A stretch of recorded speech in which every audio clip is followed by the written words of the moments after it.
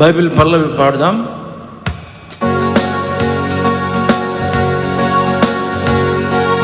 బలి బలి మాట, బంగారు మాట, బైబిల్లో మాట, యేసు మాట. బలి బలి మాట, బంగారు మాట, బైబిల్లో మాట, యేసు మాట. నా జీవితాన నీ జీవితాన వాని మాట, యేసు మాట. నా జీవితాన నీ జీవితాన వాని మాట, యేసు మాట. బలె బలె మాట, బంగారు మాట, బైబిల్లో మాట, యేసు మాట. బలె బలె మాట, బంగారు మాట, బైబిల్లో మాట, యేసు మాట. దీర్ఘ శాంతము గలవాడవై కీడు చేయకను, మేలైన దానిని చేపట్టుము. ప్రార్థన జీవితము జీవించుము, ప్రతి ఉదయమందు కృతజ్ఞతాస్తుతులు చెల్లించుచు సాగుడి. బలె బలె మాట, బంగారు మాట, బైబిల్లో మాట, యేసు మాట. బలె బలె మాట, బంగారు మాట, బైబిల్లో మాట, యేసు మాట.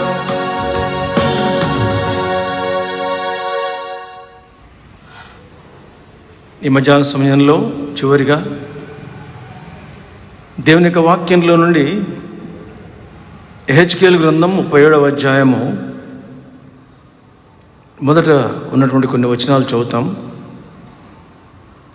యెహోవా హస్తము నా మీదికి వచ్చెను, నేను ఆత్మవశుడనై ఉండగా యెహోవా నన్ను తోడుకుని పోయి ఎముకలతో నిండి ఉన్న ఒక లోయలో నన్ను దింపెను. ఆయన వాటి మధ్య నన్ను ఇటు అటు నడిపించుచుండగా ఎముకల అనేకములు ఆ లోయలో కనబడెను. అవి కేవలము ఎండిపోయినవి. ఆయన, నరపుత్రుడా, ఎండిపోయిన ఈ ఎముకలు బ్రతకగలవా అని నన్ను అడుగగా, ప్రభువా యెహోవా, అది నీకే తెలియనటిని. అందుకు ఆయన ప్రవచనం ఎత్తి, ఎండిపోయిన ఈ ఎముకలతో ఇట్లనము, ఎండిపోయిన ఎముకలారా, యెహోవా మాట ఆలకించుడి. ప్రార్థన చేద్దాం. మమ్మల్నిగా ప్రేమించిన మా తండ్రి, మీ పరిశుద్ధమైన, ఘనమైన, శ్రేష్టమైన, ఉన్నతమైన, గంభీరమైనటువంటి మీ నామాన్ని బట్టి మీకు స్తోత్రములు. ఈ మధ్యాహ్న సమయంలో మీ సన్నిధిలో చేరి మిమ్మల్ని స్తుతించి ఆరాధించడానికి మీరు మాకు దయచేసినటువంటి తరుణాన్ని బట్టి మీకు స్తోత్రములు. ఈ చివరి వర్తమానంలో కూడా మీ సన్నిధిని కోరుకుంటున్నాం.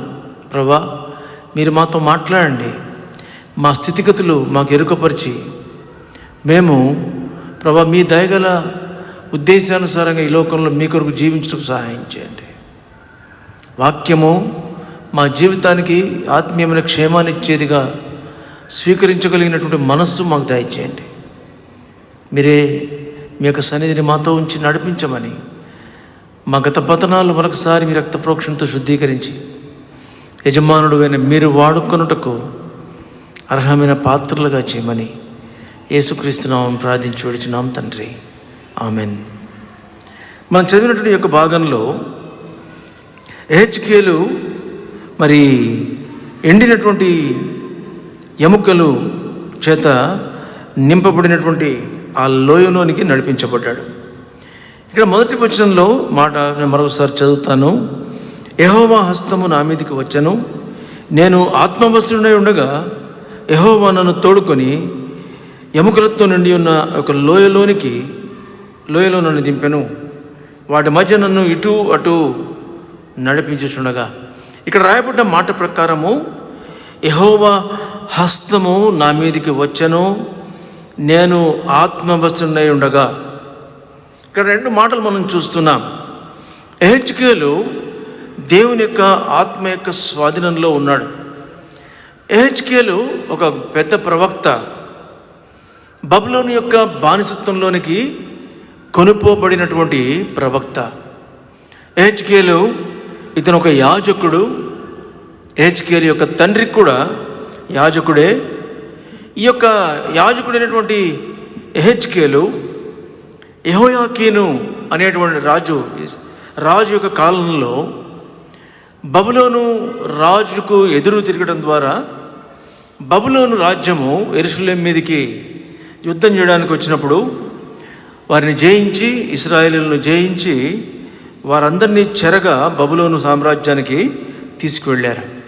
ఆ తీసుకువెళ్ళినటువంటి వారిలో మరి యెహెజ్కేలు కూడా ఒకడు.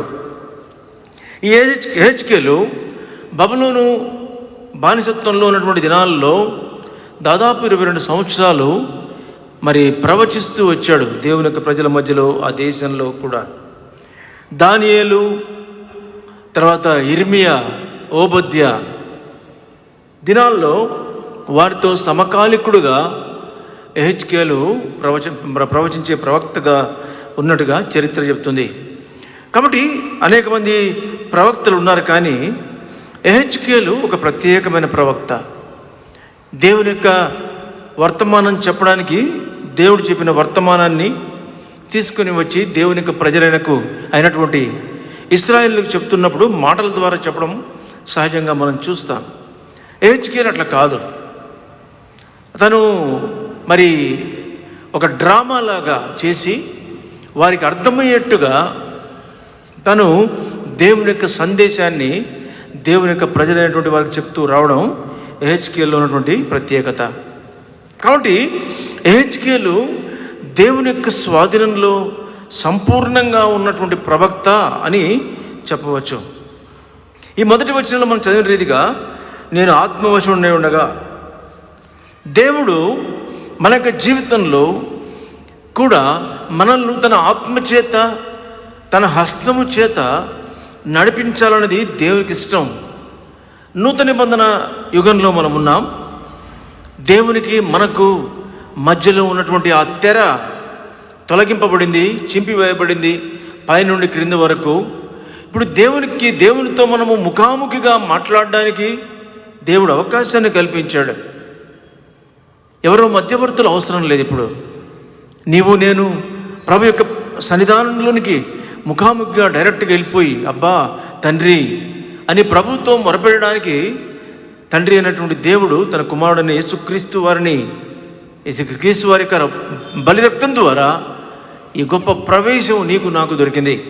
కాబట్టి మనందరం కూడా రాజులైనటువంటి యాజక సమూహము, దేవుని యొక్క ప్రజలము, ప్రవక్తలము, ఈ యొక్క బిరుదులన్నీ కూడా మనకు కూడా వర్తిస్తాయి.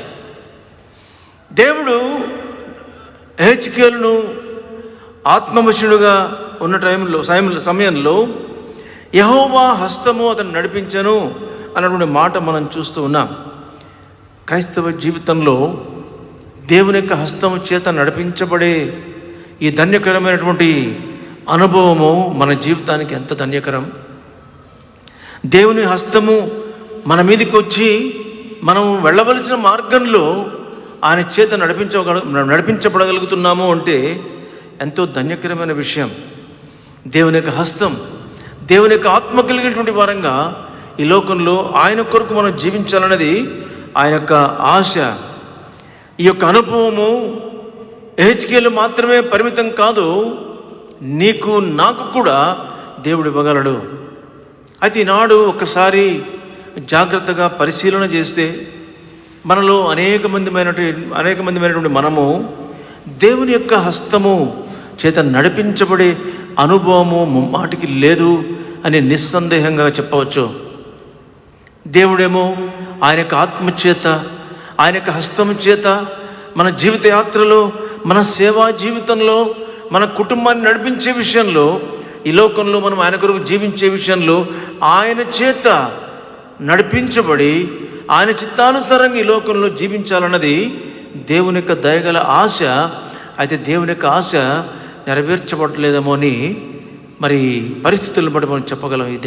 ఈ దినాల్లో నీ జీవితంలో, నా జీవితంలో కూడా అనేక సార్లు మనం గమనించినట్లయితే హానోకు దేవునితో కూడా నడుస్తున్నట్టుగా మనం చూస్తాం.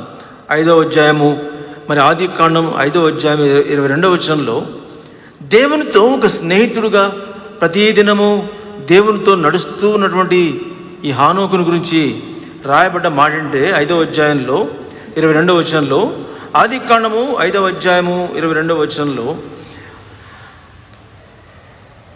హానోకు మెతుషెలను కన్న తర్వాత 300 ఏండ్లు దేవునితో నడుచుచు కుమారులను కుమార్తెలను కనెను.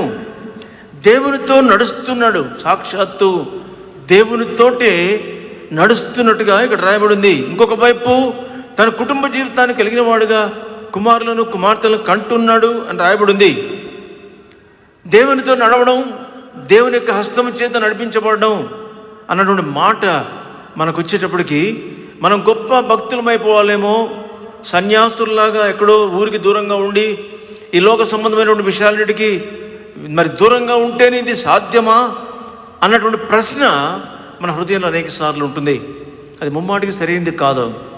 దేవుడు నిన్ను ఉంచినటువంటి ఈ లోకంలో నీ కుటుంబంతో ఉండొచ్చు, అదే సమయంలో నువ్వు ఉద్యోగంలో ఉండవచ్చు, లేకపోతే నువ్వు సేవలో ఉండవచ్చు. నీ యొక్క స్థితిగతులు ఏమైనా కానీ దేవుని యొక్క నడిపింపులో నువ్వు దేవుని యొక్క నడిపింపు చేత నడిపించబడుతూ ఈ సెక్యులర్ లైఫ్లో నీ జీవితాన్ని నువ్వు జీవించవచ్చు. కాబట్టి దీనికి ఏదో ఒక ప్రత్యేకమైన వైరాగ్యపూరితమైనటువంటి జీవితం ఏమీ అవసరం లేదు. ఇప్పుడు సందర్భం ఏంటంటే, సాధారణమైనటువంటి మానవులమైనటువంటి మనకు కూడా దేవుడు యెహెజ్కేలు యొక్క అనుభవాన్ని ఇవ్వాలన్నది దేవుని యొక్క ఆశ. ఏమాత్రం సందేహం లేదు. ఏలియా మన వంటి మనుషుడని రాయబడింది కదా యాకోబు పత్రికలో. అదే సమయంలో నోహు గురించి 7వ అధ్యాయంలో మనం తిరిగి గమనిస్తే 1వ వచనంలో, 7వ అధ్యాయము ఆదికాండం 1వ వచనంలో, నీవే నా ఎదుట నీతిమంతుడవు. కాబట్టి ప్రపంచంలో దేవుని యొక్క కార్యాన్ని నెరవేర్చాలని దేవుని యొక్క హస్తము చేత, దేవుని యొక్క ఆత్మ చేత నోవహును నడిపించాలని చెప్పి అనుకున్నప్పుడు నోవహు కనపడ్డాడు. ఎవరి నోవహు? తనకు కుటుంబం ఉంది, పని వాళ్ళతో పని చేయిస్తున్నాడు అక్కడ. అదే సమయంలో దేవుని యొక్క హస్తం చేత నడిపించబడుతూ దేవుని యొక్క ఆత్మ కలిగి దేవుడు చెప్పే పరలోక సంబంధమైన నమూనాను మరి ఆ పని వారితో చెప్పి ఆ యొక్క ఓడను సిద్ధపరిచినట్టుగా మనం చూస్తాం. కాబట్టి ఈ సమయంలో ప్రియమైన సహోదరుడా, సహోదరి, యెహెజ్కేలు ఏ విధంగా అయితే దేవుని యొక్క హస్తం తన మీదకి వచ్చిందో, దేవుని యొక్క హస్తము నీ మీదికి, నా మీదికి కూడా రావాలనేటువంటిది దేవుని యొక్క ఆశ అని మనం నమ్మాలి. అనేక సార్లు ఇటువంటి మాటలు మనం వింటున్నప్పుడు ఇది సాధ్యమా అనిపిస్తుంది. యెహెజ్కేలు అంత గొప్పవాళ్ళమా మనమేదో సామాన్యులం, ఏదో మందిరానికి ఆదివారం ఒక పూట ఉదయం మందిరానికి పోయేస్తే సరిపోతుంది అని చెప్పి అనుకుంటున్నాం. అవన్నీ మనకి ఎక్కడ సాధ్యమవుతాయి? ఈ రకమైనటువంటి భావన మన జీవితంలో సహజంగా ఉంటుంది. కానీ ఇది చాలా భయంకరమైనటువంటి మరి తక్కువగా అంచనా వేసుకునే స్థితి. దేవుని యొక్క ఉన్నతమైన ఉద్దేశం మన పట్ల ఏంటంటే దేవుని యొక్క హస్తము చేత నడిపించబడాలని. జీవిత యాత్రలో ఈనాటి వరకు నడిపించబడుతూ ఉన్నాం. ఒకసారి మన యొక్క జీవితాన్ని పరీక్షించుకుంటే అనేక రకాలైనటువంటి ఒడిదుడుకులు, అనేక రకాలైనటువంటి ఫెయిల్యూర్స్ మన యొక్క జీవితంలో మనం గమనిస్తున్నాం. ఈ విధంగా చేసి ఉండకపోతే బాగుండేది. అనవసరంగా దేవుని సన్నిధిలో మొరపెట్టకుండా నా సొంత చిత్త ప్రకారం వెళ్ళడం ద్వారా నేను చాలా నష్టపోయాను అన్నటువంటి మాట ఎందుకు వస్తుందంటే, కేవలము దేవుని యొక్క హస్తముతో కాకుండా మనకున్నటువంటి మనశక్తి మీద ఆధారపడి జీవితంలో, మన విషయంలో, మన పిల్లల విషయంలో, మన సేవ విషయంలో కొనసాగుతూ ఉన్నాం. కాబట్టి దేవుని యొక్క హస్తం లేకుండా, దేవుని యొక్క ఆత్మ సహాయం లేకుండా నడిపించబడుతున్నప్పుడు మనకు గమ్యం తెలీదు. ఆ ధైర్యం మనకు ఉండదు. నేను దేవుని చేత నడిపించబడుతున్నాను అంటే ఎంతో ధైర్యం మనకు ఉంటుంది. దేవుడు నాకు వాగ్దానం ఇచ్చాడు, ఆ వాగ్దానాన్ని నేను నమ్ముతున్నాను. కాబట్టి నేను వెళ్ళే మార్గం ఏదైనా పర్వాలేదు, మనం గమనించినట్లయితే దేవుని యొక్క హస్తము చేత నడిపించబడుతున్నటువంటి ఈ యొక్క యెహెజ్కేలు ఎక్కడికి నడిపించబడ్డాడు? 2వ వచనంలో ఎముకలు అనే ఆ లోయలో కనపడెను, అవి కేవలము ఎండిపోయినవి.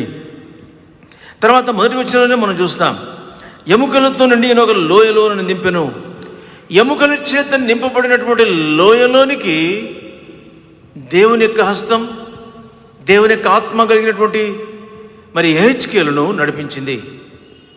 అనేక సార్లు దేవుని యొక్క నడిపింపును అర్థం చేసుకోక, అరే ఇది దేవుని చిత్తం కానట్టుగా ఉంది, దేవుని యొక్క హస్తం చేత నడిపించబడుతున్నా అనుకున్నాను, ఇంతకాలం బాగానే జరిగింది సేవ, బాగా ప్రవక్తగా ప్రవచించాను దేవుని యొక్క మాటలు, ఇప్పుడు పొరపాటున నేను నడిపించబడ్డానా ఈ యొక్క లోయలోనికి? సమాధుల తోటలోకి వెళ్తే కాళ్లకు పొరపాటున ఎముకలు ఏదన్నా మనిషి ఎముకలు తగిలితే ఒకలాగా ఉంటుంది కదా. మరి ఆ లోయ అంతా కూడా ఎముకల చేత నింపబడిన స్థలంలో మధ్యలో తీసుకెళ్ళి దేవుడు పెట్టాడు. ఎంత భయంకరమైనటువంటి నడిపింపు! ఆ విధంగా అనుకోలేదు యెహెజ్కేలు. నేను లోయలోనికి వచ్చిన నిరీక్షణకు ఆధారం లేదు. మనుషుల యొక్క ఎముకలు, ఎండిపోయిన ఎముకలు, ఎన్నో సంవత్సరాలు అయిపోయింది. మరి మనుషులు చనిపోయిన తర్వాత వారిని ఏదో పాతి పెట్టడానికి కూడా అక్కడ తేలేదు. యుద్ధ భూమిలో చంపబడి కొన్నేమో జంతువులు తినేసాయి, చెల్లాచెదరుగా పడినటువంటి ఎముకల మధ్యలో ఎందుకు తీసుకొచ్చాడు దేవుడు? ఇక్కడ నాకేం పని? ప్రియమైన సహోదరా సహోదరి, నీ జీవితంలో నా జీవితంలో ఒకసారి పరీక్షించుకున్నప్పుడు దేవుడు వాగ్దానాలు ఇస్తున్నాడు, మనతో మాట్లాడినట్టుగా అనిపిస్తుంది. బయలుదేరుతాం నమ్మకంతో, వాగ్దానాలు చేత పట్టుకొని బయలుదేరుతాం. ఏదో ఒక రకమైనటువంటి ఎండినటువంటి ఎముకల చేత నింపబడినటువంటి గుంట అనుభవంలోనికి దేవుని చేత నడిపించబడతాం. వెంటనే నిరుత్సాహపడతాం, ఇది దేవుని చిత్తం కాదేమో. ప్రియమైన సహోదరా సహోదరి, దేవుని యొక్క హస్తం చేత నడిపించబడితే, దేవుని యొక్క ఆత్మ చేత నడిపించబడితే చాలు. మనం ఉండే స్థలంతో మనకు నిమిత్తం లేదు, మనం ఎదుర్కొన్నటువంటి సమస్యలతో మనకు నిమిత్తం లేదు, మనుషుల యొక్క తృణీకారంతో మనకు నిమిత్తం లేదు, మన ఫెయిల్యూర్తో మనకు నిమిత్తం లేదు, మన కుటుంబంలో ఉన్నటువంటి నష్టాలతో మనకు నిమిత్తం లేదు. మనకు ఒక నమ్మకం కావాలి. మనకు ఉండవలసిన విశ్వాసం ఒకటి ఏంటి? దేవుని చేత దేవుని హస్తం చేత నడిపించబడ్డాం, దేవునికి ఆత్మ కలిగినటువంటి వారమై కొనసాగటం. ఈ రెండు ఫెయిల్ అయితే మనము పూల పొదరింట మరి ఎంతో ఆహ్లాదకరమైన పరిస్థితులు ఉన్నప్పటికీ కూడా ఆ పరిస్థితి మనకు క్షేమాన్ని ఇవ్వకపోవచ్చు.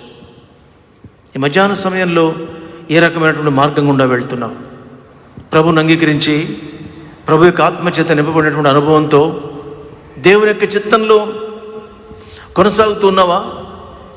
లేకపోతే నీ సొంత జ్ఞానాన్ని బట్టి, నీకున్న చదువు, నీకున్న డబ్బు, నీకున్నటువంటి పరిస్థితులను ఆధారం చేసుకొని ఆ విధంగా నువ్వు కొనసాగుతూ ఉంటే నీకున్న పరిస్థితులు అనుకూలంగా ఉండవచ్చు, కానీ అది దేవుని యొక్క హస్తంతో నడిపించబడినటువంటివి కాదు. కాబట్టి దానిలో నీకు ఆశీర్వాదం ఉండదు. యెహెజ్కేలు యొక్క జీవితంలో దేవుని యొక్క హస్తము తనను ఎముకల చేత నింపబడినటువంటి లోయలోనికి నడిపించింది. ఈ మధ్యాహ్న సమయంలో నీవు నడిపించబడి దేవుని యొక్క హస్తంతో అయితే పరిస్థితులను బట్టి ఏమాత్రం కృంగిపోవద్దు. దేవుని చిత్తంలో నేను వివాహం చేసుకున్నా, నా పరిస్థితులన్నీ తారుమారవుతున్నాయి. దేవుని చిత్తంలో నేను ఇక్కడికి వచ్చాను, ఇక్కడ ఉండే నా ఉద్యోగంలో, ఈ ఊరిలో, ఈ సంఘంలో ఈ పరిస్థితులు నాకు వ్యతిరేకంగా ఉన్నాయి. ఈ దేవుని హస్తమేనా, దేవుని యొక్క ఆత్మచేత నడిపించబడ్డానా అన్నటువంటి అనుమానము నీ జీవితంలో నీవు కలిగి ఉండవలసిన అవసరం లేదు అని యెహెజ్కేలును బట్టి మనం నేర్చుకోవడానికి ప్రయత్నం చేస్తాం. మొట్టమొదటిగా నీవు దేవుని యొక్క ఆత్మచేత నడిపించబడగలిగినటువంటి సంబంధం దేవునికి నీకు ఉందా? దేవుని యొక్క హస్తం నీ మీదికి రావడానికి యోగ్యమైనటువంటి ఆత్మీయ జీవితం మన జీవితంలో మనం కలిగిన వారంగా ఉన్నామా? ఇది మొట్టమొదటి ప్రశ్న. అనేక సార్లు 2 సార్లు మందిరానికి పోయి రాగానే ఎక్కడ లేని భక్తులం అనుకుంటూ ఉంటాం. పొద్దున సాయంకాలం క్రమం తప్పకుండా బైబిల్ చదివేసి, వీలైతే మందిరంలో కింద మీద పడి కష్టపడి మందిరంలో ఎంతో పరిచర్య చేసి దేవుని యొక్క మందిరంలో దేవునికి అర్పించవలసిన అర్పణలు విస్తారంగా దేవునికిచ్చి, దీనితో నేను దేవునితో నాకు ఉండవలసిన సంబంధం పటిష్టంగా ఉంది అనుకుంటూ ఉంటా. ఇవి మంచిదే, కానీ అవి కాదు ప్రాముఖ్యమైనవి. ఏమని రాసింది రోమపత్రిక 6వ అధ్యాయం 6వ వచనంలో, రోమిలకు రాసిన పత్రిక 6వ అధ్యాయము, ఇవన్నీ కూడా ఆత్మీయ జీవితంలో దాదాపు ఎక్కువ శాతం విశ్వాసులమైనటువంటి మన జీవితంలో మనం ఏమాత్రం కూడా ఈ యొక్క అనుభవంలో ఉండం. చూడండి దయచేసి రోమపత్రిక 6వ అధ్యాయము 6వ వచనము, ఏమనగా మనం ఇకను పాపమునకు దాసులమై ఉండకున్నట్లు, పాప శరీరము నిరర్ధకమగునట్లు మన ప్రాచీన స్వభావము ఆయనతో కూడా సిలువ వేయబడనని ఎరుగుదుము. ఈ సమయంలో ప్రియమైన సహోదర సహోదరి, మన ప్రాచీన స్వభావము సిలువ వేయబడినటువంటి అనుభవంలో మనం ఉన్నామా? మనకున్నటువంటి అహంభావం, మనకున్నటువంటి గర్వం, మనము క్షమించలేనటువంటి మనకున్న స్వభావము మనల్ని ఇంకా వెంటాడుతూనే ఉంది. ఇంకా దేవుని యొక్క హస్తం మన మీద ఎప్పుడు మన మీదకి వస్తుంది. ఒకరిని ఓర్చుకోలేం, ఒకరికి క్షమించలేం, ఒకరితో కలుసుకోలేం, ఒకరిని స్వీకరించలేం. అనేక విషయాల్లో ఈర్ష్య, కపటము, ద్వేషము, దూషణ, మనుషుల వెనక అనేక రకాలుగా మాట్లాడుకుంటూ ఉంటాం. దేవుని యొక్క సన్నిధికి మన కుటుంబాల్లో అవకాశమే ఉండదు. పేరుకు మందిరానికి వస్తున్నాం, కానీ మందిరంలో కూడా అనేక రకాలైనటువంటి పరిస్థితులు కూడా మనం వెళ్ళడం లేదా? దేవుని యొక్క సేవకునిగా, విశ్వాసులంగా ఒకసారి మనం పరీక్షించుకున్నట్లయితే మన యొక్క ఆత్మీయ జీవితము దేవుని యొక్క హస్తం మన మీద ఉంచి, నా కుమారుడా నేను నిన్ను నడిపిస్తాను అని అసలు చెప్పగలడా? అవకాశమే ఉందా? మనకు సంఘాల్లో దేవుని యొక్క బిడ్డలుగా ఒకసారి పరీక్షించుకుంటే అవకాశం లేదేమో అనిపిస్తుంది. దేవుని యొక్క కనికరాన్ని బట్టి ఏదో కొనసాగుతున్నా, మన కార్యాలు నెరవేర్చబడుతున్నాయి కాబట్టి నేను దేవునికి చాలా ఇష్టండి నేను అనుకుంటున్నా. దేవుడు కనికరించి నెడుతున్నాడు మన యొక్క జీవితాన్ని. ఇంకా కొంతకాలం అనేక విషయాల్లో కుదుపుకునేటువంటి వారం. రహస్య జీవితంలో పరిశుద్ధత లేదు. మన తలంపులు, మన మాటలు, మన చూపులు, మన చేష్టలు, దేవుడు మనకు సమీపంగా రావడానికి కూడా అవకాశం లేనటువంటి అపరిశుద్ధతతో జీవించే విశ్వాసులము దేవుని యొక్క బిడ్డలంగా లేమా? ఒకసారి పరీక్షించుకుంటే. కాబట్టి అన్ని విషయాల్లో ఈ మధ్యనే చెప్తూ ఉంటారు, ఒక చిన్న చరిత్ర చెప్తూ ఉంటారు కదా. ఒక కళ వచ్చిందంటే ఒక సేవకునికి. ఆ దేవుని యొక్క సేవకుడు ఎంతో నమ్మకంగా పరిచయం చేసే సేవకుడు తన జీవితాన్ని పరీక్షించుకుంటే తను ఏ విషయంలో కూడా ప్రభువుకు తనకు మధ్యలో ఏ అడ్డులు లేదు అని చెప్పగలిగినటువంటి ఆత్మీయ స్థితి కలిగినటువంటి వాడు, గొప్ప సాక్ష్యం కలిగినటువంటి వాడు, దేవునితో సమానమైనటువంటి వాడు, దేవుని వంటి వాడు, దేవుని యొక్క లక్షణాలన్నీ కూడా ఆయనలో ఉన్నాయి అని లోకము చెప్పుకునేటువంటి మంచి సాక్ష్యం కలిగినటువంటి సేవకుడు. ఆదివారం ప్రొద్దునే ఆరాధన టైం అయిపోయింది. భార్య ఏదో కొన్ని ప్రాముఖ్యమైన విషయాలు అడుగుతున్నప్పుడు విసుక్కున్నాడు, ఆమెని కసురుకున్నాడు. దానికి ఆమె ఎంతో బాధపడింది. నేను తన కొరకే కదా నేను అడిగే ప్రశ్న, ఒక సెకండే కదా నాకు ఒక మాట చెప్పి వెళ్ళింటే బాగుండేది, చాలా బాధపడింది. ఈలోపు దారిలో త్వరగా వెళ్తున్నాడు, ఆలస్యం అయిపోయింది చర్చికి. దారిలో యాక్సిడెంట్ అయింది. యాక్సిడెంట్లో తను చనిపోయాడు. కోమాలో ఉన్నాడు, హాస్పిటల్ చేర్చారు. చనిపోయాడు అని చెప్పేసి డాక్టర్లు నిర్ధారించాడు. 2 రోజుల తర్వాత తను మార్చిరీలో పెట్టారు. 2వ రోజు తిరిగి తను బ్రతికాడు. ఎందుకు బ్రతికాడు, ఏం జరిగిందని చెప్పి నన్ను అడిగితే, నేను పరలోకానికి వెళ్ళాను, చనిపోయిన తర్వాత పరలోకంలోకి వెళ్దామని ప్రయత్నం చేస్తే నీవు రావాల్సింది ఇక్కడికి కాదు, ప్రక్కన ఇంకొక గేట్ ఉంది అని చూస్తే అది నరకానికి సంబంధించినటువంటి గేటు. అక్కడికి ఎందుకు వెళ్తానండి? నేను పరిశుద్ధంగా ప్రభు కొరకు జీవించాను, నిస్వార్థంగా సేవ చేశాను, ఏ విషయంలో కూడా నాకు లోపం లేదు అన్నప్పుడు, నువ్వు నిన్న చర్చికి వచ్చేటప్పుడు నీ భార్యను కసురుకున్నావు కదా, అనవసరంగా నిష్కారణంగా ఆ మనసును బాధపరిచావు కదా, బాధపరిచిన తర్వాత నీకు యాక్సిడెంట్ అయింది, నువ్వు చనిపోయావు. ఎంతో బాధపడి ప్రభు దగ్గర, ప్రభా క్షమించు, నాకు తెలియలేదు, నేను కోపంలో నీ యొక్క సేవ అన్న తలంపుతో దానికి ఆటంకం అవుతుంది అనుకున్నాను, కానీ నా భార్యను బాధపడుతున్నాను అన్న సంగతి నాకు తెలియదు. నేను క్షమాపణ అడగలేకపోయాను. క్షమించండి ప్రభు, ఒకసారి నాకు ఛాన్స్ ఇవ్వండి, ఇంకా నేను భూలోకంలో కొంత సేవ చేయవలసిన సేవ ఉందని చెప్పినప్పుడు తిరిగి నేను పంపించబడ్డాను అని చెప్పాడు ఆ యొక్క దేవుని యొక్క సేవకుడు. చిన్న విషయంలో దేవుని యొక్క రాజ్యంలోనికి వెళ్ళడానికి తనకు అవకాశం లేకపోతే అది ఒక కథ కావచ్చు, సందర్భం జరిగిందో జరగలేదో మనకు తెలియదు, ఒక దర్శనం అది. నీ జీవితంలో నా జీవితంలో ఒకసారి మనల్ని మనం పరీక్షించుకుంటే మనం కనీసము ఆ దరిదాపుల్లోనికి వెళ్ళడానికి కూడా మన యొక్క జీవితము దేవుని దృష్టిలో ఏమాత్రం కూడా సరైనది కాదు. సంఘాల్లో విశ్వాసులంగా దేవుని యొక్క బిడ్డలంగా మన దేవుని యొక్క మందిరానికి కలిసి వస్తాము. మనకున్న పరిస్థితులు ఏ విధంగా ఉన్నాయి, అనేక విషయాల్లో ఏకత్వం లేదు, ఐక్యత లేదు, ఒకరంటే ఒకరికి సరిపోదు. సంఘాల్లో ఇంటికి పోతే భార్యాభర్తల మధ్యలో సరైనటువంటి సమాధానం ఉండదు, ఆఫీసులో సరైన సాక్ష్యం ఉండదు. మనం సంపాదించే డబ్బు వాక్య విరుద్ధంగా సంపాదిస్తూ ఉంటాం. ఎవరిని పడితే వాళ్ళని ఏ మాట పడితే ఆ మాట దూషిస్తాం, విమర్శిస్తాం, వెనక మాట్లాడుకుంటాం. ఎన్ని ఉన్నాయండి మన జీవితంలో జాగ్రత్తగా పరీక్షించుకుంటే.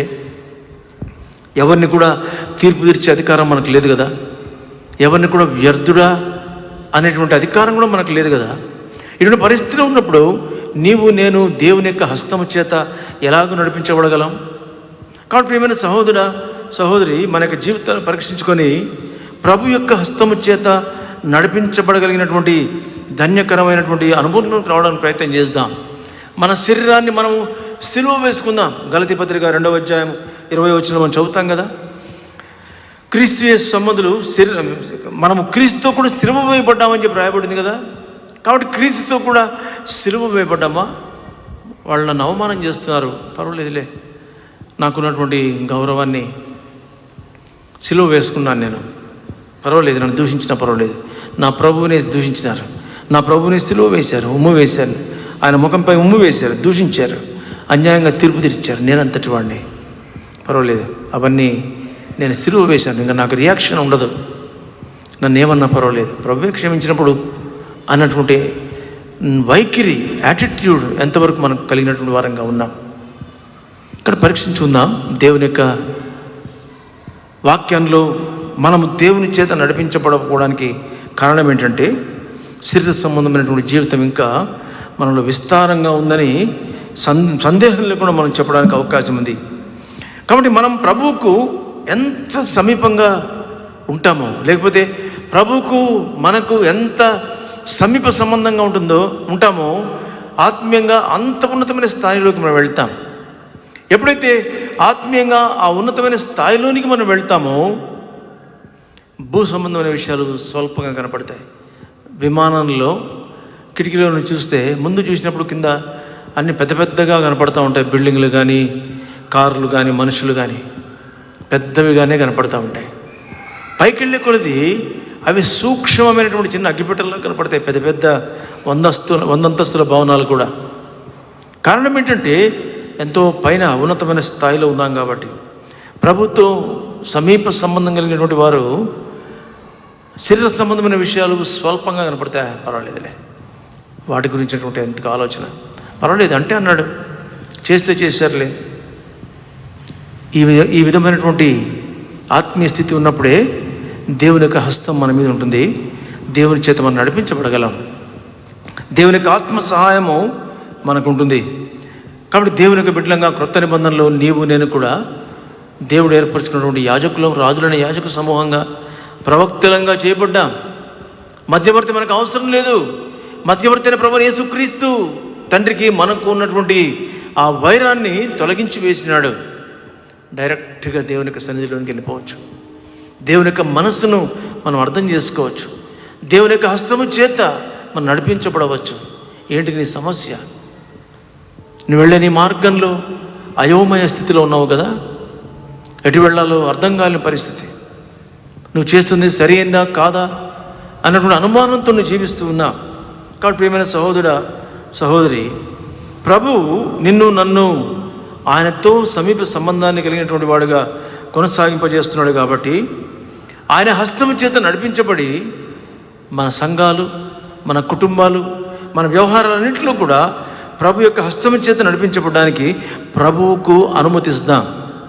దేవుడు మనం ఏర్పరచుకున్నటువంటి ఉద్దేశం ఏంటంటే, అనేక సార్లు ప్రభు మనల్ని ఆయన హస్తం చేత నడిపించి తీసుకువెళ్తున్నప్పుడు మధ్యలో ఎదురు తిరుగుతాం. దేవుడు చేసేది కరెక్ట్ కాదనుకుంటాం. అక్కడ ఉన్నటువంటి ఎండిన ఎముకలు చూస్తాం. ఏంటి ఇదా దేవుడు తీసుకెళ్లే మార్గం? ఎంత అసహ్యంగా ఉంది! మనుషుల యొక్క మరి ఎముకలు, వాటి మీద కాళ్ళు వేయడం ఏంటి? హెచ్కేలు వాటి మధ్యలో ఉన్నప్పటికీ కూడా తను ఏమాత్రం కూడా మరి దేవుని యొక్క విషయాలు చులకనంగా తను భావించలేదు. తనకున్న ధైర్యం ఒకటే, ఏంటంటే నేను దేవుని చేత నడిపించబడుతున్నా. నువ్వు దేవుని చేత నడిపించబడితే, దేవుని యొక్క ఆత్మ చేత నువ్వు నడిపించబడితే నీ కుటుంబాన్ని ఆత్మీయంగా నడిపించగలవు. నీ కుటుంబం యొక్క నీ పిల్లల యొక్క పరిస్థితులు ఆత్మీయంగా నడిపించడానికి దేవుని యొక్క సహాయం నీకుంటుంది.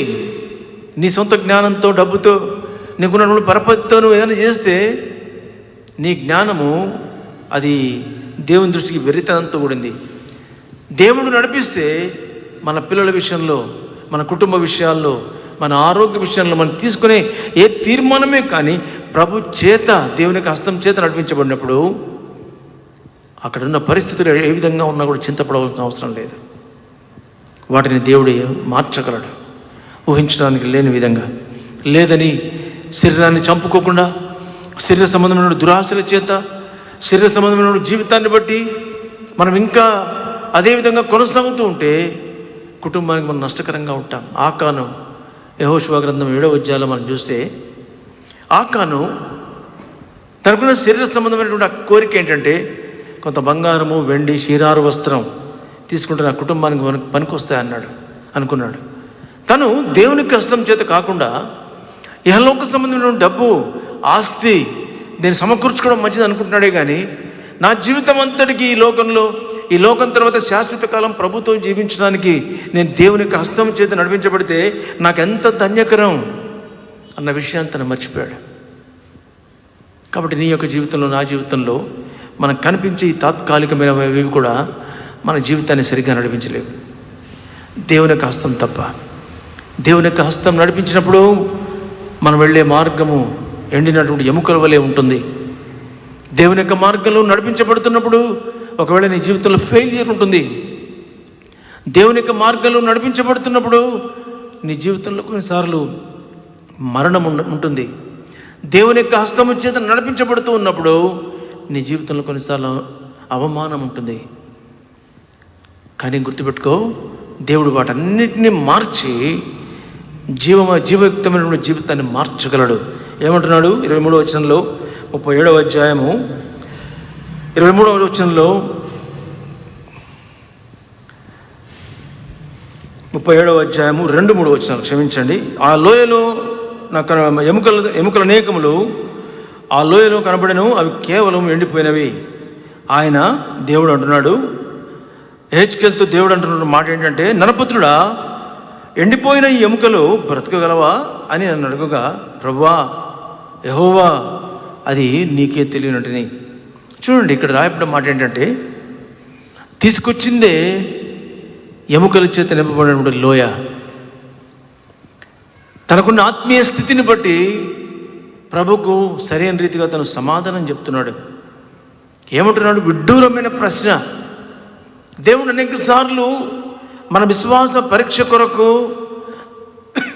తను వేసే ప్రశ్నలు హేళనాస్పదంగా ఉంటాయి, ఎగతాళిగా ఉంటాయి. ఏంటి దేవుడు అడిగే ప్రశ్న?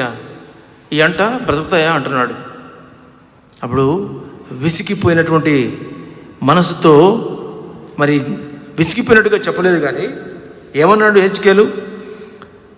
ప్రభువా, యెహోవా, ఈ 2 పదాలను ఉపయోగిస్తున్నాడు. ప్రభు అంటే రాజు, సర్వాధికారం కలిగినటువంటి రాజు. యెహోవా అంటే ఉన్నవాడు, దేవుడు, దేవుని యొక్క పేరది. నువ్వు రాజువు, నువ్వు సృష్టికర్తవు, నీకు తెలియదు, నీకు తెలుసు ప్రభువా అన్నాడే కానీ, ఏంటి ప్రభువా నువ్వు అడిగే ప్రశ్న? నువ్వు అడిగే ప్రశ్నకి ఏమన్నా అర్థం ఉందా ప్రభువా? నీ హస్తం చేత నడిపించబడ్డావు అని చెప్పి అనుకుని నేను నీతో పాటు వస్తుంటే తీసుకొచ్చి ఎముకలతో నింపబడినటువంటి లోయలో దింపావు. మళ్ళీ పైగా ఇవి బ్రతుకుతాయా అంటున్నావు. ఎట్ట బ్రతుకుతాయి ప్రభా? నువ్వు ఆలోచన చేయి. నిన్న మొన్న చనిపోయారా లాజరును లేపినట్టుగా లేపడానికి? చనిపోయి ఎన్నో సంవత్సరాలు అయిపోయింది, ఎండిపోయినాయి అని స్పష్టంగా రాయబడింది కదా ప్రభు అక్కడ. ఎట్లా సాధ్యమవుతుంది ప్రభా అని అవిశ్వాసంతో కూడినటువంటి మాట ఒకవేళ హెచ్కేల్ అని అంటే, సర్లే నువ్వు ఇంటికి వెళ్ళు, విశ్వాసం కలిగినటువంటి ఇంకొక ప్రవక్తని చూసుకుంటానులే అనేవాడేమో. హెచ్కేల్ అట్లా అనలేదు. ప్రభా నీకు తెలుసు, సమస్తము ఎరిగినటువంటి వాడు, మానవునికి జన్మకు ఆరంభానికి ముందే మానవునికి జన్మ యొక్క అంతం ఎరిగినటువంటి దేవుడు. కాబట్టి మరణం సంభవించింది ప్రభా, ఇప్పుడు కాదు, ఎన్నో సంవత్సరాలైంది ప్రభా. మరణము వన్ వే ట్రాఫిక్ లాంటిది. ఒకసారి మరణ మార్గం గుండా వెళ్ళినవాడు మళ్ళీ వెనక్కి రాడు. ఎట్లా వస్తాడు ప్రభా? ఈ రీజనింగ్స్ అన్నీ కూడా హెచ్కేల్ మాత్రం మాట్లాడలేదు. కానీ దేవుని యొక్క మాట, దేవునితో చెప్పిన మాట ప్రభా యెహోవా నీకే తెలియను. కాబట్టి సమయంలో ప్రియమైన సహోదరుడా సహోదరి, దేవుని జీవితంలో అనుమతించినటువంటి పరిస్థితులు, దేవునికి నమ్మకంగా జీవిస్తున్నప్పుడు నీ జీవితంలో అనేక రకాలైనటువంటి ఓటమి జరిగింది, అవమానాలు వచ్చినాయి. నీ పిల్లల ద్వారా, నీ ఆరోగ్య విషయంలో, నీ బంధువుల మధ్యలో ఓడిపోయినటువంటి పరిస్థితులు వచ్చినాయి, అవమానాలు వస్తున్నాయి. ఎండిపోయినటువంటి ఎముకల లాంటి పరిస్థితులు దేవుడు తీసుకొచ్చి మధ్యలో నిలబెట్టాడు నిన్ను. ఈ జీవితంలో ఎండిపోయినటువంటి ఎముకలు అనేటువంటి పరిస్థితుల మధ్యలో నిన్ను పెట్టినప్పుడు ఏం ఆలోచన చేస్తున్నావు? ఈ సమయంలో నువ్వు దేవుని నమ్ముకొని ఏం లాభం? దేవుని మీద ఆధారపడి ఏం లాభం? ఏంటి నా పరిస్థితి రోజు ఇట్లా వచ్చింది అని నువ్వు చింతపడుతున్నావా? హెచ్కేల్ని బట్టి నువ్వు ధైర్యపడాలి. ఏంటది? నీకున్న పరిస్థితులన్నింటినీ దేవుడు మార్చి వాటికి జీవం ఇవ్వగలడు. ఎప్పుడు? నువ్వు విశ్వసించినప్పుడు. ప్రభువా నీకు తెలుసు, నీకే తెలియను అన్నాడు. మంచి మాటతో దేవుడు అన్నాడు, ప్రవచించడం మొదలుపెట్టు. కాబట్టి దేవుడు నన్ను కొన్నిసార్లు చెప్పినటువంటి మాట వినకపోతే చిన్న చిన్న విషయాల్లో కొంత పరీక్ష పెడతాడు. చూడండి, లూకాసు వార్తలో జకర్యా విషయంలో మనం చూస్తాం. లూకాసు వార్త 1వ అధ్యాయంలో ఇతను యాజకుడైనటువంటి ఈ యొక్క జకర్యా ఏం చేస్తున్నాడంటే, తనకు పిల్లలు లేరు, వృద్ధాప్యంలో ఉన్నాడు తాను కూడా, తన భార్య కూడా. దూత 19వ వచనం, 1వ అధ్యాయం లూకాసు వార్త 19వ వచనం. దూత, నేను దేవుని సముఖం నిలిచి గబ్రియేలును నీతో మాట్లాడుటకు ఈ సువర్తమానము నీకు తెలుపుటకును పంపడితిని. ఇక్కడ సువర్తమానము అని రాయబడింది అక్కడ.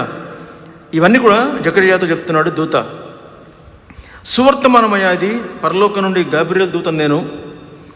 మరి సువర్తమానం చెప్పుడు పంపడ్డాను, మరియు ఈ మాట వాటి కాలం ముందు నెరవేరును. నీవు వాటిని నమ్మలేదు గనుక ఈ సంగతులు జరుగు దినం వరకు నువ్వు మౌనమై మాట్లాడలేక మౌనమై ఉండు అని అతనితో చెప్పాను. కాబట్టి ఇక్కడ ఈ యొక్క స్వల్పమైనటువంటి పాఠం నేర్పించడానికి నువ్వు మూగవాడిగా ఉంటావా కొంతకాలం. ఎందుకు? 18వ వచనంలో జకర్యా, ఇది నాకెలాగో తెలియను. పై వచనంలో ఏమంటాడంటే, నీకు మరి కుమారుడు పుడతాడు అని తన గురించి, ఆ పిల్లవాని గురించి, ఆ గొప్ప సందర్భాలు, ఆ కుమారుడు ఏ విధంగా ఉంటాడని చెప్పినప్పుడు, ఇది నాకు ఎట్లా తెలుస్తుంది? నేను ముసలివాడిను, నా భార్య కూడా బహుకాలం గడిచినదని ఆ దూతతో చెప్పగా, నేను చెప్తే నువ్వు నమ్మలేకపోయినావే యాజకుడుగా ఉన్నటువంటి జకర్యా. నమ్మలేదు కాబట్టి కొంతకాలం నువ్వు మౌనంగా ఉండు. నీ జీవితంలో, నా జీవితంలో కూడా ప్రభు మనల్ని తీసుకెళ్లే మార్గము అది ఒకవేళ ఎముకలతో నింపబడినటువంటి మరి లోయ కావచ్చు. శారా కూడా అంతే కదా. శారాతో దేవుని దూతలు మీదటికి ఈ సంవత్సరానికి దేవుడు నీకు కుమారుని ఇస్తాడన్నప్పుడు నవ్వుతుంది. వాళ్ళు అంటారు, వెంటనే తిట్టేసి కోప్పడిపోయి, దేవుని యొక్క మాట చెప్తే నీకు అంత ఎగతాళే? దేవుని యొక్క దూతలంగా మేము చెప్తున్నమాట నీకు అర్థం కాదా అనలేదు. కానీ యెహోవాకు అసాధ్యమైనది ఏదైనా ఉండగలదా? ఎంత మంచిగా దేవుని యొక్క సంబోధన, దేవుని యొక్క అప్రోచ్ మనం చూస్తే ఎంత బాధపడకుండా మన యొక్క తప్పిదాలు, మన యొక్క అనుమానాల్లో కూడా దేవుడు తిరిగి సమకూర్చాలని ఇష్టపడతాడు. కాబట్టి ప్రియమైన సహోదర సహోదరి, కొన్నిసార్లు మన యొక్క ఆత్మీయ జీవితాన్ని గురించి ఆలోచన చేస్తే ఏది వద్దనుకుంటాం అదే చేస్తాం, ఇష్టం లేకపోయినా కూడా అదే చేస్తాం. అది పాపము అని తెలిసినప్పుడు కూడా దాని కొరకు ప్రయాసపడుతూ ఉంటాం. జాగ్రత్త పడడానికి ప్రయత్నం చేద్దాం. మనకున్న పరిస్థితులు ఎండినటువంటి ఎముకలతో సమానమైనవిగా ఉన్నాయి. వాటన్నిటి నుండి దేవుడు కనికరించి నిర్జీవ స్థితిలో ఎన్నో సంవత్సరాలుగా ఎండి పడినటువంటి ఎముకలను బ్రతికించినటువంటి దేవుడు. నీవు ఒకవేళ దేవుని యొక్క హస్తము చేత, దేవుని యొక్క ఆత్మ చేత నడిపించబడినటువంటి అనుభవంలో నీవు ఉంటే నీకుండే ఎండిన ఎముకల గురించినటువంటి పరిస్థితులకు నువ్వు ఏమాత్రం భయపడవలసిన అవసరం లేదు. కాబట్టి దేవుడు చెప్పినటువంటి మాట సంపూర్ణంగా విశ్వసించడానికి మనము తీర్మానం చేసుకోవడానికి ప్రయత్నం చేద్దాం. ఏమంటాం? 4వ వచనం నుండి మనం గమనిస్తే, అందుకు ఆయన ప్రవచనం ఎత్తి, ఎండిపోయిన ఈ ఎముకలు ఎట్లనము, ఎండిపోయిన ఎముకలరా యెహోవా మాట ఆలకించుడి. ఈ ఎముకలు ప్రభువైన యెహోవా సెలవిచ్చినది ఏమనగా, ఎముకలకు ప్రభువైన యెహోవా సెలవిచ్చినది ఏమనగా, మీరు బ్రతుకున్నట్లు నేను మీలోనికి జీవాత్మను రప్పించుచున్నాను. చర్మము కప్పి మీకు నరములిచ్చి మీ మీద మాంసము పొదిగి చర్మము మీద కప్పేదను, మీలో జీవాత్మనుంచగా మీరు బ్రతుకుదురు. అప్పుడు నేను యెహోవానై ఉన్నానని మీరు తెలుసుకుందరు. ఈ మాటలన్నీ కూడా యెహెజ్కేలు చేత దేవుడు పలికించాడు. కారణం, దేవుని యొక్క హస్తము చేత నడిపించబడ్డాడు. కారణం, దేవుని యొక్క ఆత్మ కలిగినటువంటి వాడుగా ఉన్నాడు. నీ జీవితంలో, నా జీవితంలో ప్రభువు మనల్ని కనికరించి మనకున్నటువంటి ఎంత దౌర్భాగ్యమైనటువంటి పరిస్థితుల్లో మనం ఉన్నప్పటికీ కూడా, శారా 90 సంవత్సరాల వయసులో ఎండిపోయినటువంటి తన స్థితిలో, జకర్యా వృద్ధాప్యంలో ఎండిపోయినటువంటి స్థితిలో ఉన్నప్పుడు దేవుడు వారికి పిల్లల్ని ఇచ్చినాడు, కుమారుని ఇచ్చినాడు. ఈ సమయంలో నీకు పిల్లడా?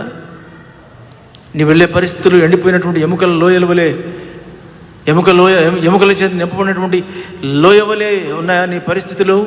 ఎవరు బాగు చేయలేని పరిస్థితుల్లో ఉన్నావా? చింతపడద్దు. ఒక్క ప్రశ్న నీ జీవితానికి వేసుకో. నీ యొక్క పరిస్థితుల్లో నువ్వు వెళుతున్నప్పుడు ఒకే ఒక ప్రశ్న వేసుకో. ఏంటంటే, ప్రభా, నీ హస్తము చేత నడిపించబడ్డానికి నేను యోగ్యంగా ఉన్నానా? నీ యొక్క పరిశుద్ధ ఆత్మ నాలో ఉన్నదా? పరిశుద్ధాత్మ ఎవరిలో ఉంటుందండి? పరిశుద్ధంగా ఉన్నవాళ్ళలోనే ఉంటుంది. ఇందాక నేను చెప్పిన లిస్ట్ ప్రకారము ఈర్ష్య, కపటము, ద్వేషము, విమర్శ, దూషణ, దొంగతనము, అబద్ధము, ఈ రకమైనటువంటి చిన్న చిన్న విషయాల్లో మనం తప్పు చేస్తూ ఉంటాం. వాటన్నిటినీ దేవుడు క్షమించడానికి ఇష్టపడ్డావు. లేదు, నా ప్రభు దృష్టికి నేను జాగ్రత్తగా ఉన్నా. కొన్నిసార్లు నేను తప్పిపోతున్నప్పటికీ వెంటనే సమకూర్చబడుతున్నా. ప్రభు నన్ను క్షమిస్తున్నాడు అని నువ్వు చెప్పగలవా? దేవుని యొక్క హస్తం నీ మీద ఉండడానికి యోగ్యుడిగా ఉన్నావా? దేవుని యొక్క ఆత్మ కలిగినటువంటి అనుభవం నీకుందా? అయితే నువ్వు ఎండిన ఎముకలకు భయపడద్దు, నీకున్న పరిస్థితులకు భయపడద్దు. అది ఏ విధంగా దేవుడు సాధ్యపరచగలడో అది దేవునికే తెలుసు. ఇక్కడ మంచి మాట ఉంది కదా, మరి 42వ అధ్యాయము యోబు గ్రంథంలో 42వ అధ్యాయంలో, యోబు గ్రంథం 42వ అధ్యాయము 2వ వచనంలో, నీవు సమస్త క్రియలు చేయగలవనియు, నీవు ఉద్దేశించినది ఏదియు నిష్ఫలము కాలేదనియు నేనిప్పుడు తెలుసుకుంటుని. నీవు ఉద్దేశించింది అంటే ఏంటంటే, ఇందాక అన్నాడు కదా యెహెజ్కేలు, నీకే తెలియనని, అంటే దేవుడు ఉద్దేశించిందని అర్థం. కాబట్టి దేవుడు ఉద్దేశించింది ఎప్పుడు నిష్ఫలం కాదు. ఎప్పుడంటే దేవుని యొక్క హస్తం నీ మీద ఉన్నప్పుడు, దేవుని యొక్క ఆత్మచేత నీవు నడిపించబడగలిగినటువంటి స్థితి నీకున్నప్పుడు మాత్రమే. కాబట్టి దేవుడి సమయంలో నిన్ను ప్రేమిస్తున్నాడు. నీ జీవితంలో ఉన్నటువంటి ఎండిన ఎముకల వంటి నీ పరిస్థితులను మార్చగలడు. ఆయనకు అసాధ్యమైనది ఏమీ లేదు. ఎప్పుడంటే నీవు పరిశుద్ధమైనటువంటి దేవుని యొక్క ఆత్మ కలిగినటువంటి అనుభవంలో నువ్వు జీవించగలిగినప్పుడు. 32వ అధ్యాయము ఇర్మియా గ్రంథం 32వ అధ్యాయం 27వ వచనంలో, ఇర్మియా గ్రంథం 32:27, నేను యెహోవాను, సర్వ శరీరులకు దేవుడను, నాకు అసాధ్యమైనది ఏదైనా ఉండునా? ఈ మధ్యాహ్న సమయంలో జీవితంలో సమస్తము సాధ్యపరచగలిగినటువంటి దేవుడు మనకున్నాడు. ఎండిన ఎముకల చేత నింపబడినటువంటి ఆ లోయలో ఆ అద్భుతాన్ని యెహెజ్కేలు చూడగలిగినాడు. నీవు నేను కూడా మనముండే ఈ ఎండినటువంటి ఎముకల చేత నింపబడినటువంటి అనుభవంలో ఉన్నటువంటి నీ యొక్క నా యొక్క జీవితంలో కూడా ఆ పరిస్థితులన్నీ మార్చగలడు. మొట్టమొదటిగా ఆత్మీయంగా ప్రభు యొక్క స్వరూపంలోకి మార్చగలడు. అది ప్రభు చేయగలడు. అంతకుముందు అధ్యాయంలో మనం చూస్తాం కదా, యెహెజ్కేలు గ్రంథంలోనే రాతి కుండను తీసివేసి మాంసపు కుండనిస్తా. ఎంత మంచి మాట అంటున్నాడు 36వ అధ్యాయంలో. నా ఆత్మ మీ అందుంచి, మంచి మాట, నా కట్టడలను అనుసరించు వారినిగా, నా విధులను గైకొని వారిగా మిమ్మల్ని చేస్తా. ప్రభా, ఈ యొక్క అనుభవంలోకి నన్ను నడిపించని నేను ప్రార్థన చేస్తే, ఆయన కట్టడలను అనుసరించే వారిగా, ఆయన ఆజ్ఞలు గైకొనే వారిగా ఆయన చేస్తాడంట. మనం ఉండలేము. అనేకసార్లు మనకు చేత కాదు, తీర్మానం చేసుకుంటాం కానీ మరుసటి క్షణమే పడిపోతుంటాం. కాబట్టి ప్రభు యొక్క హస్తము నీ మీద ఉండగలదా? దేవుని యొక్క ఆత్మచేతన ఉన్నావా? అయితే భయపడవద్దు. దేవుడు నీ యొక్క జీవితంలోని ఎండిన ఎముకల యొక్క అనుభవంలో నుండి నేను తీసుకువెళ్తున్నప్పటికీ కూడా దేవుడు వాటిని సజీవంగా చేయగలడు. దేవునికి మహిమార్థమైనటువంటి రీతిగా నీ పరిస్థితిని మార్చగలడు. పాట సంఖ్య 625.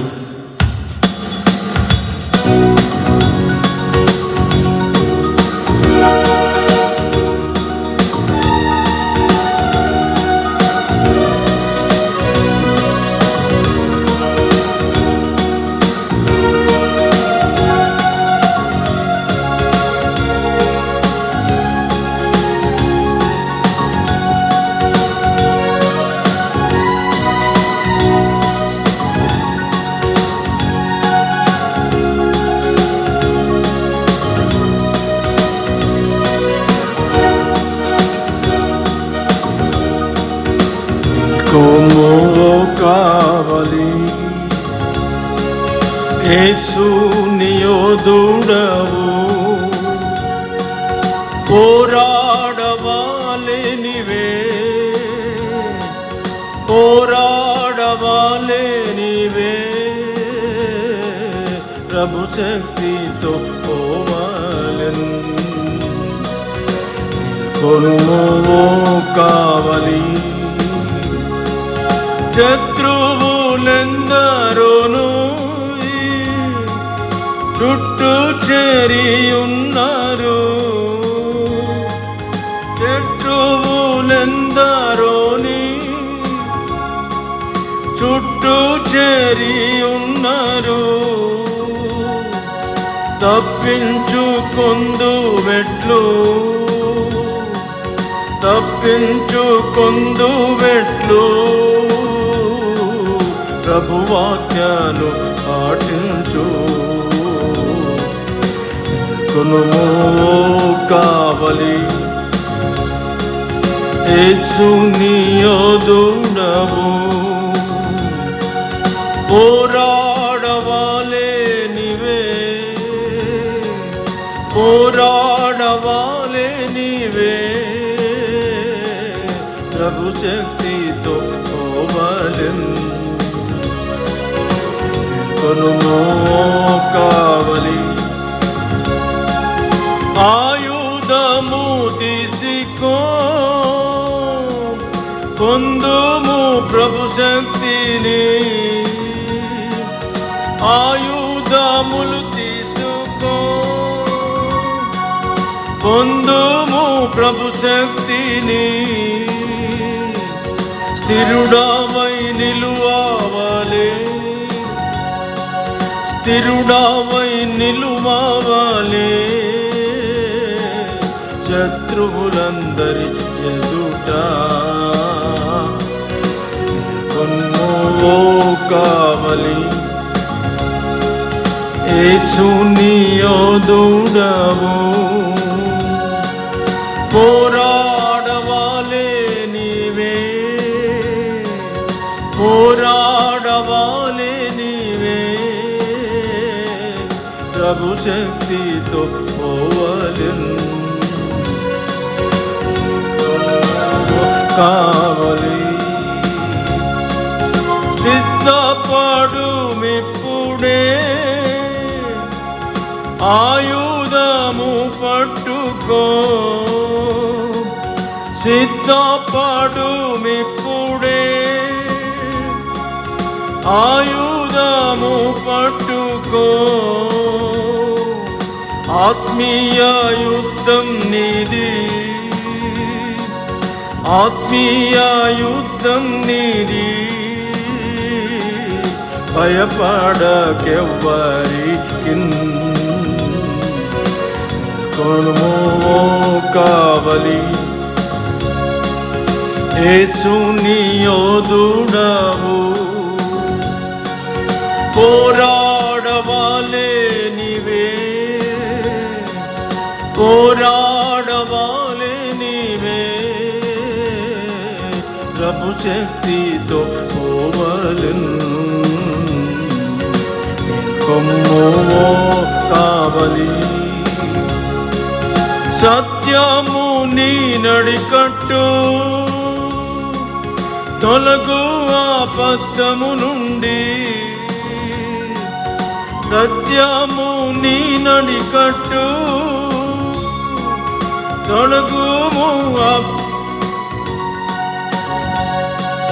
తొడుగుకో మైమరువును,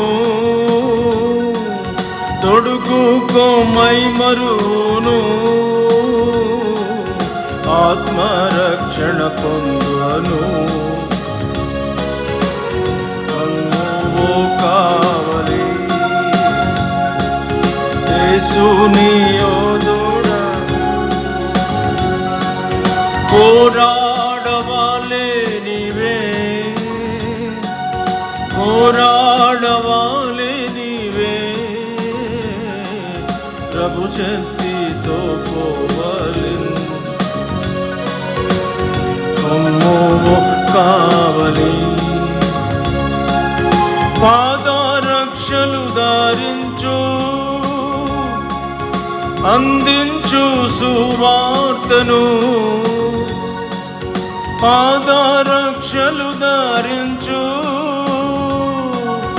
అందించు సువార్తను, విశ్వాసమనుడాలుతో, విశ్వాసమనుడాలుతో, దుష్టుని అగ్ని నార్పు కొమ్మో కావలి.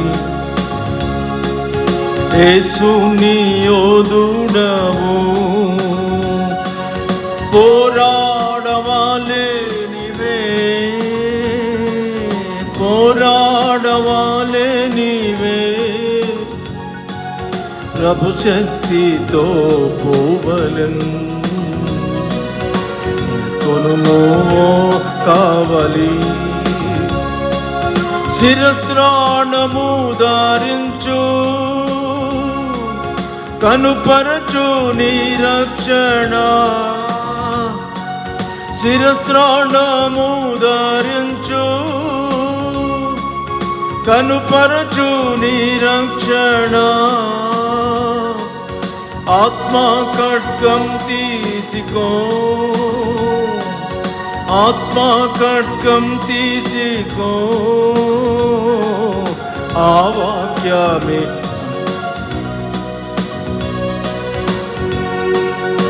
ఆత్మ ఖడ్గం తీసుకో, వాక్యమే ఆ ఖడ్గము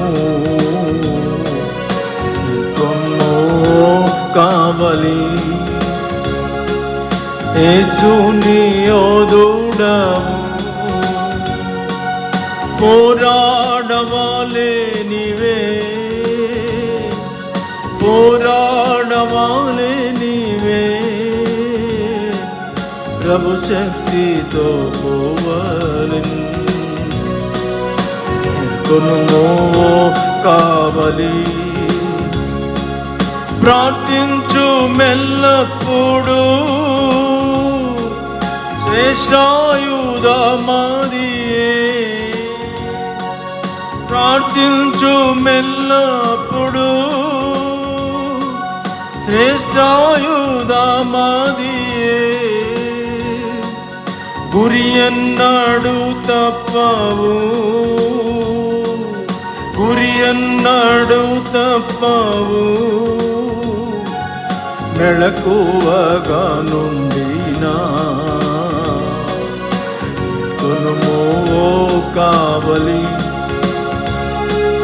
యేసుని యోధుడవు, పోరాడవలే నీవే, పోరాడవలే నీవే. ప్రభు శక్తితో పోవలెన్ కొమ్మో కావలి.